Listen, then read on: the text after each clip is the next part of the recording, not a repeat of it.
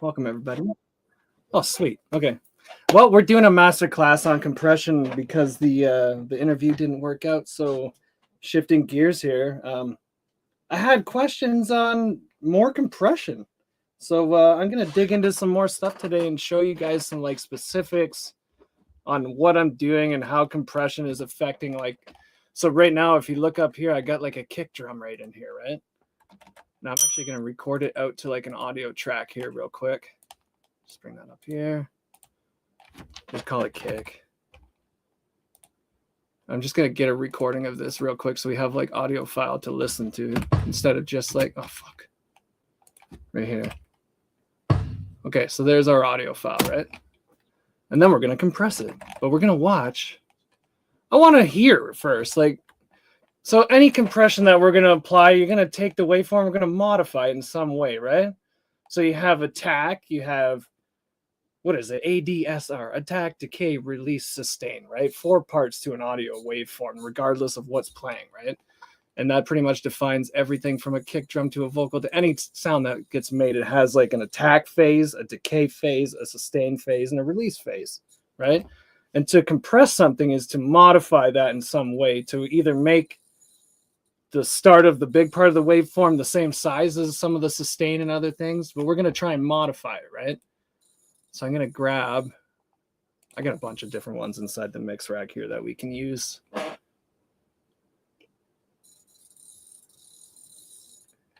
It's important to note, though, that when you grab a compressor, they act differently depending on what they were modeled after or what they are physically, right? I think I went through that in the beginner's masterclass on this stuff. Is so like a distressor, like this compressor right here is going to act faster on average than say an 1176 style compressor like this that was built, and they're different things, right? This one's an opto one, so it's really musical and slower acting, and then you get like these ones where they were slightly faster, right? And as technology increased, they were able to use digital chips. So every compressor, no matter what, it has what's called a detector circuit built into it, right? And that's a little analog side chain device inside the actual circuitry that detects when the signal hits its threshold volume, right? And then the speed that can process or act determines how fast you can clamp down on a signal, right? So if you pick the wrong compressor, you might just not be able to achieve what you're looking to do depending on what the actual signal source is. So like a kick drum, it happens very fast, like instantly, right? You need to have a fast acting compressor that can kick in within microseconds to tame the front end of that attack if you want, right? Or else it's going to make it right past the detector before the thing even hears it, kind of thing, right? So I'm actually going to take this now. Wonder if I can bring this out of the way a little bit. So when we play with compression, I got a bunch of them on here. I'm going to take them off first. I'm going to use the distressor just because it's got the most control right now. So like when you play a sound, we don't have any kind of, can you hear that? There we go. Yeah, so there's not any compression happening right now. It's a little bit loud going into it, so we could like turn it down a little bit before that even, right? It doesn't really matter on the input of this, but when we start juicing this with the input and stuff, we're going to pick some kind of ratio down here, right? And the heavier you go, the harder it's hitting, essentially, right? So now I've put it to 4.4 to 1 ratio. So now we have some compression happening, right? And then we're going to jam it really deep so you can hear the effect of whatever these two settings are causing right now, okay? So you hear that, you just fucking letting, boom, like it's kind of right in the middle. Everything's being just turned up loud, right? So I want you to hear that first. It's just like a big explosion right now, right? Now, say I wanted to get rid of the attack of the front end. What do I do to this thing, right? I'm going to turn this so that the attack happens a lot faster than it used to, right? And now when you hear it, all of a sudden you're not going to have the front end of the waveform on there anymore. There you go, right? It's literally cut off. And depending on how much you want to hear of the back end stuff, you're going to have to let the compressor come back off faster too to hear that end. Or else you're just leaving it on for longer if you leave this release higher, right? So I'm going to turn it all the way down so you can hear what we're going to clamp down on the very attack of the signal and then let go right quick so that you can hear the rest of it happen again. And this is what you get in this situation. It's actually pretty slow still compared. don't know if you can even hear that. It's nuts right now. It just clips, right? Yeah, so there you go. And then if we leave the attack late, you get the really clicky front end of it. There you go, right? And you got to remember that you're playing with the volume of the entire thing at the same time. It's not that you're just modifying it. Your goal is to have the output of it match what it was on the input, but then modified, essentially, right? But you're playing with the actual volume of it. So the whole point of every compressor, after you're done figuring out what you've actually changed about the ADSR of a signal, now you have to rematch the output of your compressor to be whatever it was on the input. That's important so that you get the same level coming out just for gain staging, right? So I'm going to see if we can actually like record some of this stuff and see how it actually affected the signal here. Just give me a sec here. I'll pipe this guy back out to another new track here, and then we'll have like the result of it. There we go. Result of comp right there. And we'll see if we can actually change. Oh, doing it on the wrong one here. There we go.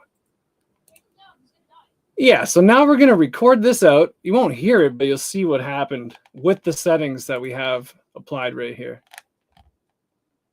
So I'm gonna turn it down just so it's not like clipping so much. But yeah, so we have a kind of a late attack. So we're letting the top come through, and then we're releasing really quick, right? Let's just see what we get when we record that out. Okay, so there you go. There's the result, right? We didn't even hear it. Sorry. There we go. Just going to make it bigger here for us so we can see them kind of equally to each other. And now you're going to see what actually took place on the compression when you changed it, right? So you've made the front a lot bigger. These kind of stayed the same. And then this part is a lot bigger than it used to be, especially in this area right here, right? As imagine everything was still tapered and the same size, but like relative to that, you can see that this is whack different compared to that waveform up here now, right? All the way through, probably like from there to there, right? So that's really what we were attacking or changing about it with the compression. So now we're going to go and do it again. We're going to have different settings. So we're going to take the front end off of it. And then we're going to make the middle of it a lot smaller by leaving on the compression longer once it activates and see what we get here, okay? So we're going to go back here. Boom. Instant change. So the overall volume of the whole thing just came down.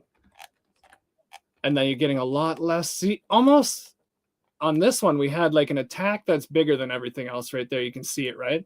This one barely, almost everything's the same size right there for the first pit of the attack, right? So we've really made that thing less powerful right on the front of it.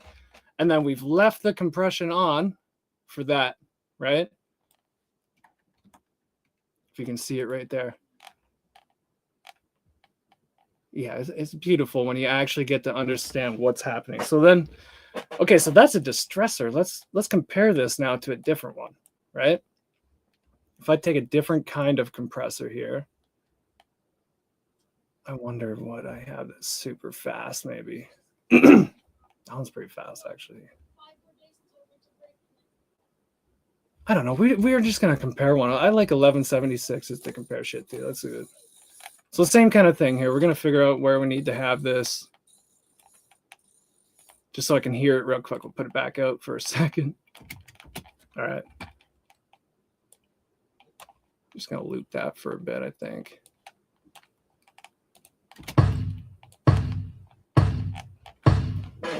So I'm just going to set this somewhere now. Decent amount of gain reduction happening, right?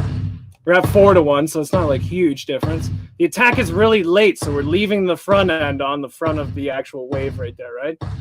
And the attack or the release is very quick, so it's coming back off as fast as it can too. So let's record this out now.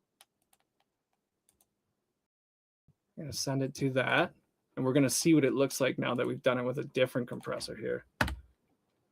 There we go. So almost very similar. You'll see that we kind of did the same thing as the last waveform. If I just go back to it, there you go. So if I redo and sorry, I don't know the redo command. Shift Z. But see what I mean? So like very similar result of what we were doing with. So you can almost get the same effect with different compressors, just setting them I did it audibly for myself, but I was trying to mimic what the other one was doing at the same time, right? So it's really about modifying these things, right? So that's one use of compression, right? What are the uses of compression? We have one where we modify the ADSR of a signal to creatively change it for purposes, whether we want the front of it to slam really hard or something like that, right? I'm talking like a single sound, like a kick drum or something, right? And then you have second feature of like compression is that you're trying to use it to not hear anything, where you're just trying to level things out and make it sound more even across, right? And then your third one is when you have like, I call it like a sauce or a glue, or we're using it for a different reason of like tucking things together on the top end of like the dynamic range of a sound, which is like where bus compression comes in, right? So I mean, when we're looking at doing specific kick drums and stuff like this, we have a different methodology we're looking at compared to when we're trying to glue a track together. We're trying to be a lot lighter on the amount of compression that we're using when we're doing bus compression. And we're trying to get it like, this is where dynamics start to dance on a track when we're mixing. And with the bus compression is like getting movement that you otherwise wouldn't hear inside of the actual like track, right? And it's playing with the volumes just on the top end of everything. And it's kind of like messing with it a little bit. And it's like causing motion to happen up there that would never be there otherwise, right? So yeah, that's another bit of compression. What else can I say about it that's very specific? Like using it. So I use it all the time for stuff. And like, there's different uses. So if you're trying to like change something, I go to a compressor. If I'm just trying to make something louder, I'm going to like an L1 limiter like this, right? Where you set it just below a ceiling so that it can't go over 0 or whatever, and very fast acting, right? And I don't usually play with that a lot. Like I'm just like using it as like sometimes to save a track I'm using it as like a meter sometimes to see how loud something is. If I'm getting a lot of clipping happening in a group of vocals or something, and you throw this up on like the group bus, all of a sudden you can tell by how much you need to bring your group of vocals down by just to have it sounding proper with no clipping and everything, right? So I use that in place of compression when I just need to turn something up or get it like sitting properly. You'll use this across a set of vocals. Say you have, it's a hip hop track. You have like 2 vocals right up the center. One's louder than the other by like 6 dB or whatever, right? You got a couple sides halfway out and then another set, right? And you find that like across the stereo spectrum that you don't have, like some of them pop in and out volume wise, and it's just like you don't hear them all at the same time with the same volume, right? If you take a limiter and crush that down a little bit, now you've like taken the difference out of them, kind of like this, and boom, you can hear them all at that same level, right? So it's using it as like a reshaping tool of your stereo field for that section of the mix, if you want to call it that. That's another use that I use. It's compression technically, but it's limiting. It's very high. So you could take a compressor and turn it into a limiter just by this one. You put all 4 buttons in or whatever, right? You know what I mean? Like you take this guy. As soon as they consider like a distressor up here, where the hell did it go? Can't find the damn thing, but they consider anything like 10-1 and above to be limiting. So like there's 10-1 right there on that one. You got 20-1 and nuke, right? These are all limiters in my opinion. Anything from like 10 onward. You know what I mean? You're doing 10 times the gain reduction to any signal that it touches. So what else could I teach about the attack and all this? Because this is really like these little controls that you have for everything is everything that you have, right? There's only these things on it. So like when you get into like different compressors, so in 1176, I turn the attack all the way up. It sounds a certain way. It has like a distortion that was built into the analog circuitry when you did that on the box, right? And they've modeled a lot of that stuff into these plugins. So like you jam the attack and release all the way to like 0 or 7 in this case on this one, right? And all of a sudden it makes a different sound than it would if it was just a little bit tweaked. You know what I mean? Like where everything came in and perfect again. So it's like using these controls, you really need to know what you're doing with it. So like in this case, that's slowest, where other plugins, that would be slowest. And it's just knowing the difference between what you're working with. I used the real gear when I learned how to do it. So it was like, you got to do it, right? And you get to hear the result as you twist a knob. So it's like, it doesn't matter which one goes which way, you're hearing it as it changes kind of thing, right? And a lot of this, honestly, is hearing. So You see all the shit around me back there, everything, all the wood that I made, all that stuff. It allows you to hear the nuances and volume levels between signals. So in a very untreated studio control room you're trying to mix in, or even on some headphones where they're not as accurate, right?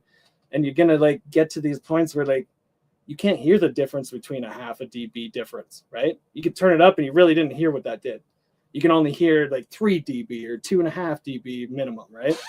So when you get into like the higher end control rooms that are more treated, higher end headphones, corrected stuff, like all that stuff, right? You can now then hear the nuance change between like a half dB difference. And a lot of this stuff that we're compressing, it's not that much of a change like decibel wise. So like you got to be able to hear these tiny little changes to know whether or not you're shifting your ADSR the way that you want it to be exactly, right? So it's a lot to do with the acoustic structure and like being able to hear properly, having proper monitoring, having a decent interface where you can get the signal out that sounds great, right? So a lot of this is like monitoring and just practicing ear training, trying to learn. I suggest just take a compressor on some material that you know well, or if you mix, then put one of these compressors on there and just fuck with all the different settings on it. You know what I mean? And hear what it's doing and like analyze what, okay, if I turn the attack really fast, what happened? All the front end came off the signal. If I slow the attack all the way down, boom, this front end slamming, but then the compressor kicks in halfway into the signal and squashes the shit out of everything after that, right? So it's like really understanding on a higher level of like what you're doing with those controls as you're moving them, right? And that it's just a balance game after that. Use your meters and know that the signal is matched coming back in and out. That's all you can do with compression, right? Now, you get this other effect where every time you compress something, especially a vocal, for instance, right? When you hear over compression as like gasping for air inside breaths between like words and stuff, we want the vocal breaths to be in there. It's just natural for it to sound that way when we compress stuff, right? But then what you're doing is you're turning those things that were tiny way up compared to the rest of everything, right? So it's like now your breaths are louder than the S's inside your music. That's where de-essers come in, right? But you shouldn't need to use a whole hell of a lot of de-essing to fix the signal, because you should just compress it the right amount before that, right? But there is going to be circumstances where you want to drive that. So like a lot of the times in my hip hop vocals, I want to get some energy out of like the top end of the vocal, right? So I'll on purposely like over compress it a little bit so that some of that like bitey high end comes out. And then I'll de-ess that just a little bit to kind of like give it distortion or like a saturation, and it like forces it back down to just enough so it's not a lisp or anything, but it gives you like a nicer high end to work with that wasn't there before, and it's adding energy to the track and the feel of it all that would not be there otherwise, right? It's like just these little techniques of like you almost need to add. I'm going to say most people will over compress a vocal almost every time, so to have a de-esser on there is almost like a need after a compressor on most people's compression, right? What else? I'm trying to think of anything else that I could get into. What is he still doing, There's certain compressors like the SSL series stuff. I'll go find it here. This guy, for instance, where it has like you have a threshold and you have like a ratio and a release. The attack is kind of like set by the actual program or the analog controlling mechanisms inside the channel on the console, right? So like you have a fast attack button and a slow attack button, right? And that's just two different settings that it has. I don't know exactly the milliseconds, but they're different than each other, right? But you can't like, it's not like a distressor where you can just like change it fluidly between them. You have like this one and that one. It's like a detent pot type thing, right? So, and then these ones, like they were made to act really fast. So you have like, we'll talk about a knee here too, right? So you have what's called like a hard knee and a soft knee. Not all compressors have this. It was like built in on the newer models and stuff, right? So like the way compression worked is like they didn't even know what electronics were at the start, right? And they were trying to figure out how the hell do we modify audio with this thing, right? Some guy comes up with like the very first compressors, and they were slow and they didn't operate. They didn't have very many features, right? Well, now you get to like the consoles and they have like all kinds of extra stuff built in, and you're like, what the hell is this? So like this hard knee, soft knee thing, so you have your attack and when it's going to like cut in and everything, your mount and everything. but then you can soften how it affects as it like rolls into the compression. So if you saw it on a graph, usually you'd see compression like this, where like as soon as that point happens on the graph, it's like instantly cutting, right? So you can actually using like the soft knee on some of the compressors. Like this one's already soft knee, I believe. It just like cuts in slowly, and then you can cause it to be that hard thing, right? It's opposite.